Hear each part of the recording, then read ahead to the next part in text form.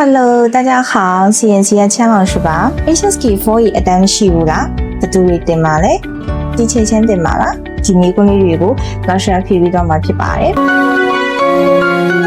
ဒီနေ့က HSK4 စမီဝဲကိုတစ်ခါလေးနဲ့အမှတ်ကောင်းကောင်းအောင်မြင်တဲ့သူတွေအတွက်ဒီ8လပိုင်းနဲ့မှာလောက်ရှိရဲ့ HSK4A 4K Zone Online အတန်းအသစ်လေးကိုစတင်ဆောင်တဲ့အနက်နိုင်ပါပြီနော်။အခု9လပိုင်းမှာအနက်နဲ့သူတွေအတွက်ကအထူးလျှော်စီ promotion လေးရှိတာမို့လို့အမြန်လာထားဖို့တော့လိုပါမယ်နော်။ဒါနဲ့ CNC ကကျောင်းသားတွေ HSK စမီဝဲမှာဘယ်လိုတွေတောင်အမှတ်ကောင်းကောင်းနဲ့ထူးထူးချွန်ချွန်အောင်မြင်ခဲ့ကြလဲဆိုတာကိုဒီ video လေးထဲမှာကြည့်သွားလိုက်ကြပါအောင်နော်။